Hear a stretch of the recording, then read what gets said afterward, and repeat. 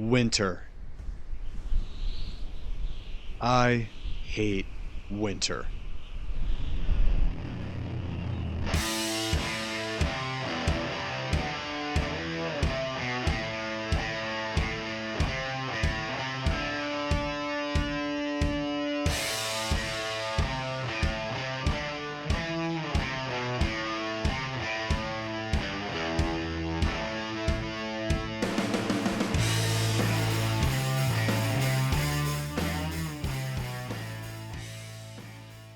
What's going on, everyone? Welcome back to the Varsity Overland channel, and in today's video I sit down with Jeremy from AT4 Overland Bound to discuss our epic fail of an adventure through Vermont yesterday.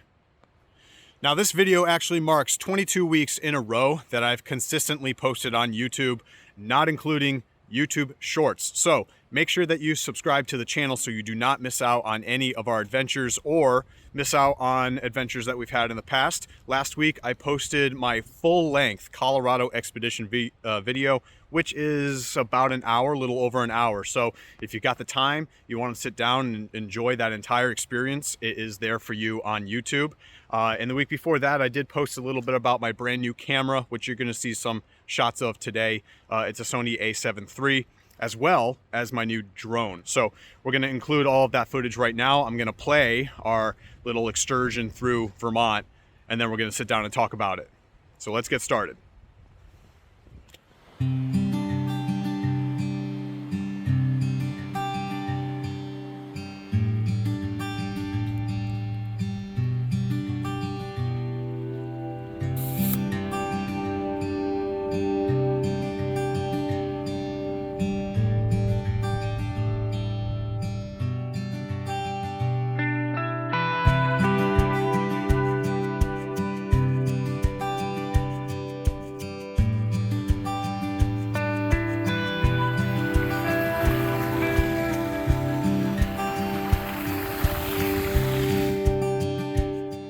Looks like there might be a pretty cool bridge up ahead.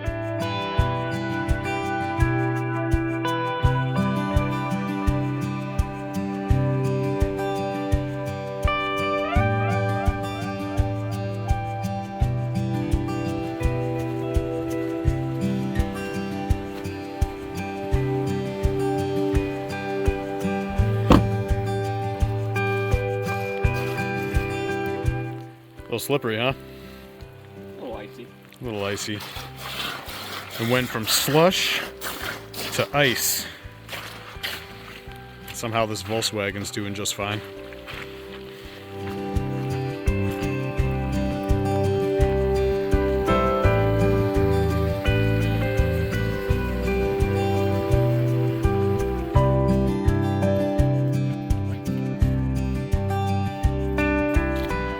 Just walking all the way back to pick up our cameras. At least it is a scenic walk. Assuming I don't fall on my butt with all this slush and ice.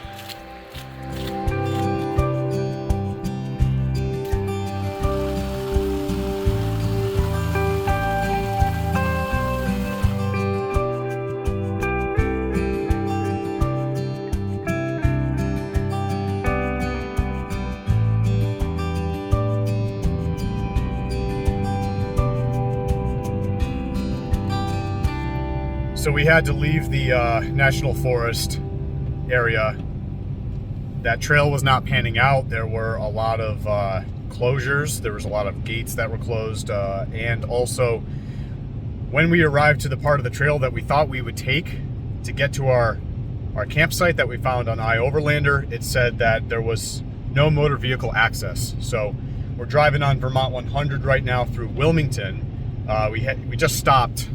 There's a silver lining. So we just stopped because turns out we never grabbed any firewood. So we were able to get firewood when we turned around. But I have never seen more ski and snowboarders congregated in one area than I did 10 minutes ago. So that was a zoo at the store. But we grabbed firewood, and now we're driving about a half hour to a different location, basically on the other end of the Forest Service Road that we saw. And yeah, so it's gonna be a hard landing. I'm thinking that this is gonna end up being a hard landing, and we'll be setting up camp in the dark. So we'll see.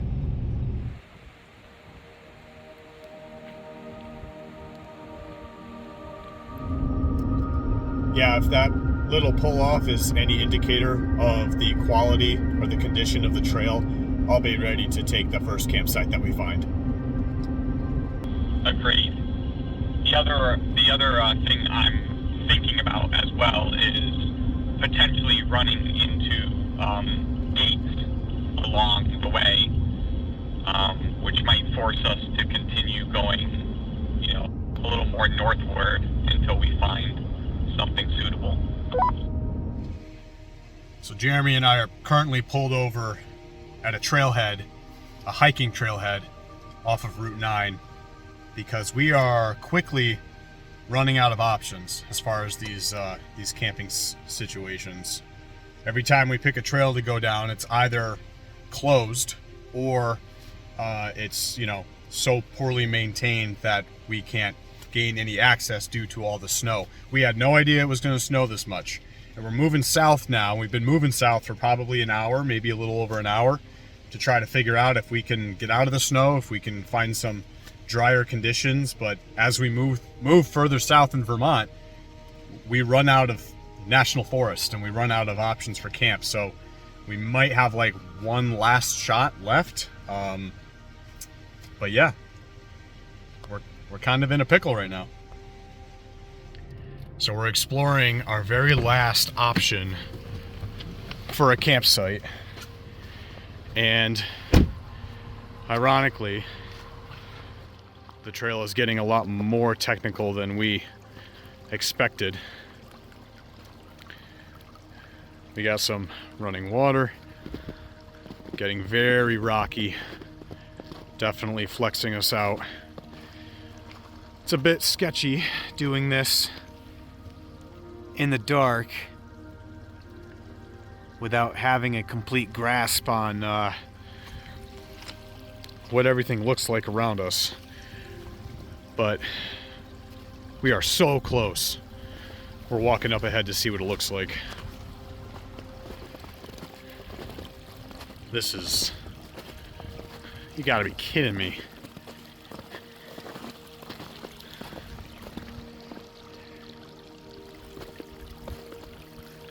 Like, I can see a big rock jutting out right there. That's gonna be sketchy. All right, so here's the situation.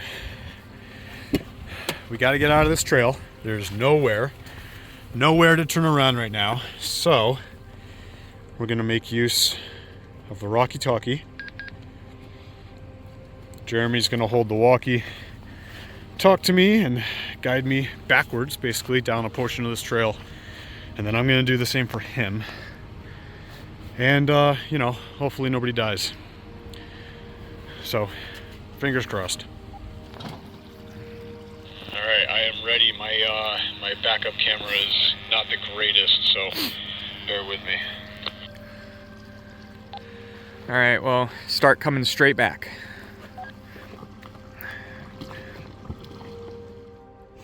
Driver a little bit. Straighten out. I don't really want to give it much gas, so I'm just going to try to use gravity, but if I have to get over something, I might press a little bit. Go driver a little bit.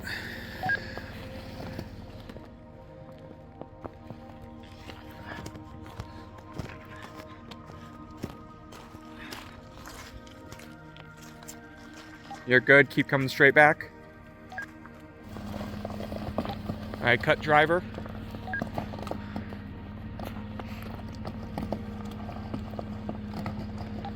Keep it cut. Keep it cut. Straighten out.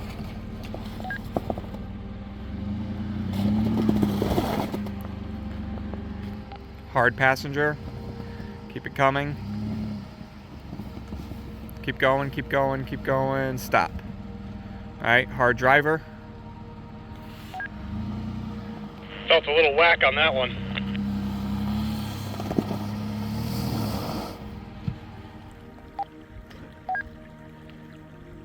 Radio check. I hear you loud and clear. Alright, let's do this. You're good. Keep coming straight. Having those rear scene lights definitely help. Yeah, you read my mind. I'm sure you could see a lot better than I could. A little bit more to driver. Okay, straighten out.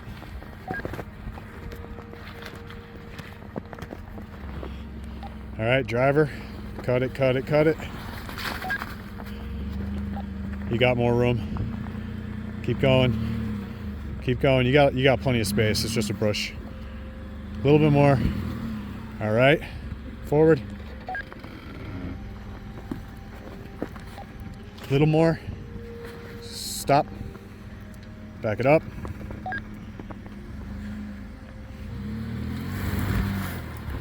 All right, you should be clear if you cut it hard to passenger.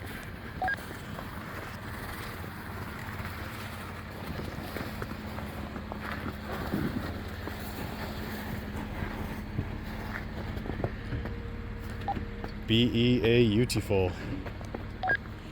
Alright, so you want to know how close we were? Do I though? That's where we are. That's where we're trying to go.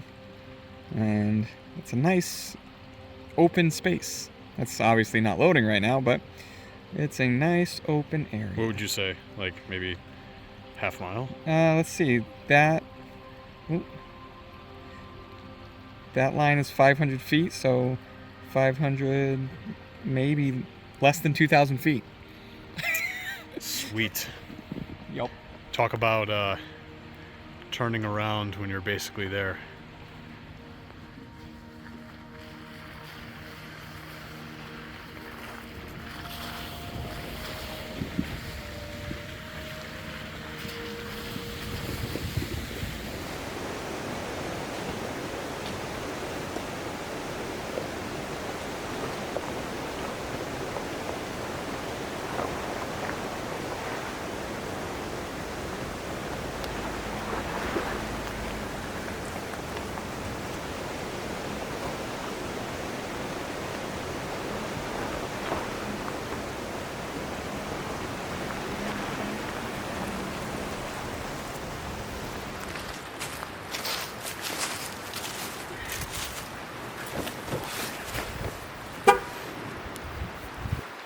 Your car locked.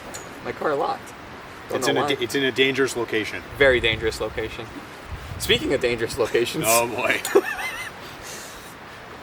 So about last night. So yeah, last night or yesterday, just in general, the entire day. True. What the heck? I mean, we've been to Vermont. Yes. And we've been to Vermont in the winter. Mm-hmm. And we still haven't experienced what we experienced yesterday as far as like trail closures, trail conditions in general.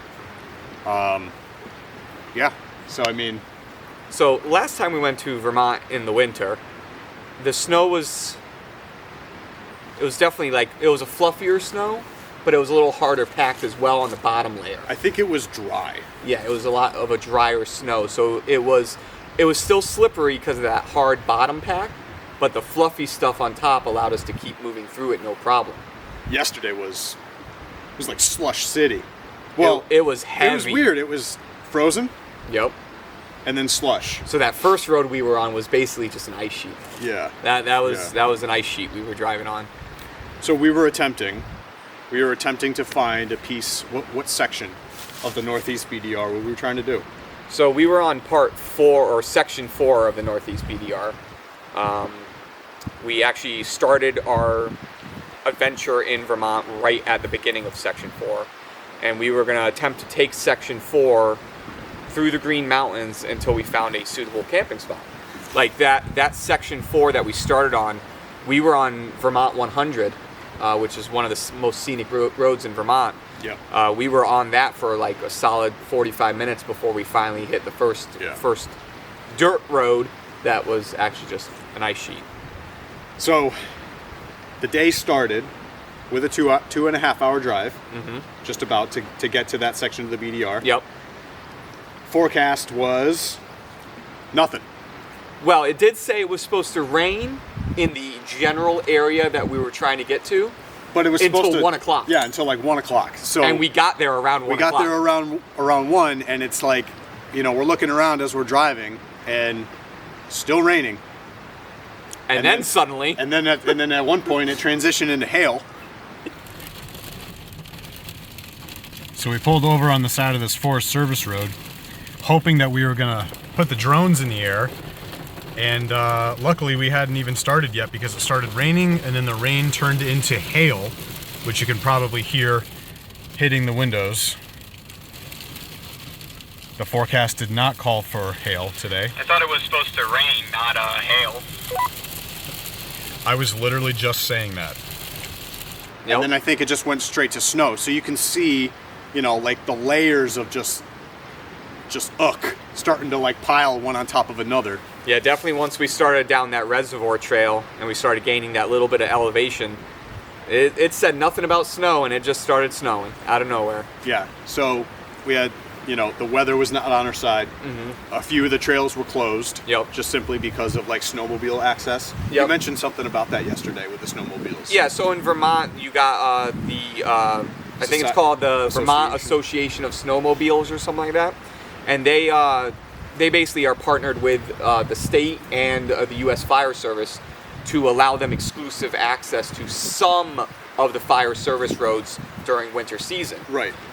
Which we suspected would have been an issue last year. Yes. And when we took that section of the Green Mountain National Forest last year, it was further north. It was further north, and But we that didn't- was a section that's not. Yeah, we didn't have exclusive any to them. issues with like the snowmobile access blocking stuff off. But then I guess yesterday we were further south, and it was absolutely an issue.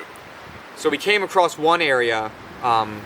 It wasn't the area we wanted to go to because, again, there was a big sign said, you know, closed to motor vehicles except for snowmobiles.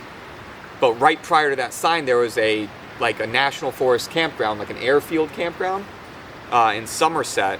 But the snowpack there, it was easily 6 inches or more. Yeah. And with the temperatures dropping, like our trucks probably would have gotten frozen in the snow, and then leaving in the morning. And then the road, you know, it might have been slush while we were getting there, but overnight it was going to dip below freezing, and then the morning it would have been a whole nother story. Yeah. I mean, we considered We considered using that site, even though it was technically a national forest campground. Probably would have been frowned upon to camp there last night. Probably. And then we ran into that issue at the pond. The name of that pond, that other yes. campground. You know, some of these campgrounds end up getting plowed, but it's just the main road that gets plowed. So every campsite Was plowed in. it's got a 4 or 5 foot mound of snow in front of the site itself, and that presents a whole nother issue. And it just kept changing. Yeah. Snow, not snow, rain, not rain, snow, hail. It was just like, so yeah, we were trying to move south. Yeah, we found one campsite on Overlander. So I pulled the coordinates up on Onyx, and Onyx showed that it was along a seasonal trail. And every other seasonal trail we went across yesterday was closed to Right. just snowmobiles. Right. So we were like, yep, not that one. Nope, not that one. Yeah. And what? 5 hours of just kind of looping around. Yeah. Like not including the drive up to Vermont. Yes. Like 2.5 hours to get there, and then probably about 5 hours just in Vermont, Just circling around. all over the place. Taking it very slowly on some of those trails because they were very icy. There was that one that we attempted. It wasn't closed to snowmobiles, but it had a sign that said this road is not plowed. It's not maintained during the winter. Travel at your own risk, basically. You tried to. I tried, and there was Yeah. just that layer of ice underneath it, and the slushy snow. And it was a hill. It was. Yeah. So Jeremy is currently making his way up the hill that is no longer plowed, about a half mile away from the campsite we were going to use. So he's seeing if he can plow a path, but it looks like he's struggling a little bit. And now he's got his reverse lights on, so that's not a good sign either. So we're heading south. Yep. Checking off. Can't use that site. Can't use that site. We decide we're parked in the trailhead for a hiking trail, and we're like, all right, we got basically one more shot. Yep. And if that doesn't work, what are we gonna do? We can't. We're just gonna end up going home. Yeah. So let's talk about that last shot. So yeah, we decided, Hail Mary. We found this after searching iOverlander extensively. We found one spot, plugged the GPS coordinates into Onyx, and it showed that it was just on a normal, actually featured trail on Onyx, and it wasn't labeled as seasonal. All right, cool. That means we're going to be able to. It's not going to be closed. We'll be able to take it. So we leave that parking lot. And we start traveling in the direction of that area. I mean, yesterday, we keep calling it like an epic fail, right? But yesterday, I think the trail that we ended on last night made it worth it. It was... For me, in a way. Like, we literally said, like, oh, we should come back here when there's no snow. Absolutely. Yeah, that was... I'd say it was an amazing, great, failed adventure. Yeah. Yeah. Because yeah. we didn't accomplish our end goal of finding a camping spot and staying the night and doing snow camping. Yeah. But we still had a great adventure overall. Yeah. Especially with the way we ended it on that trail. That trail that we ended on, which, we've probably included some footage of it over the video already. But I mean, there were rocks the size of our tires. Well, like you said last night, the smallest rocks were the size of your head. The smallest rocks were the size of my head. I mean, even look at this thing. This is like a big egg just chilling on the side of the trail. Look at that. Compared to my boot. Definitely about as wide as our wheelbase. We'd have to find a way around that at the very least, and there's a huge boulder way up there.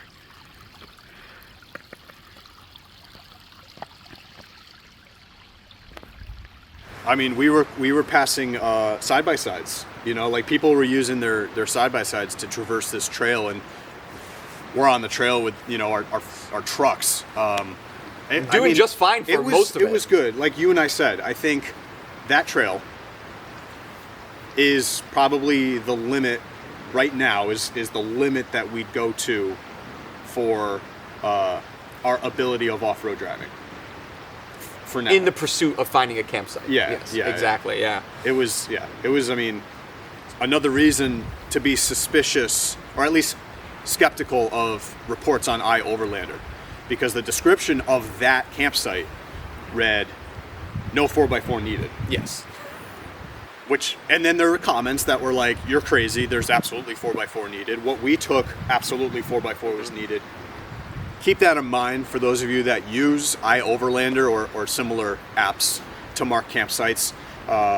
Read the descriptions of them with a level of suspicion, at least, because it can vary, and sometimes when people write things on that app or others, they are not descriptive enough. They sometimes when we write things online, we write reviews, we kind of speak as if the person knows what you're talking about, so.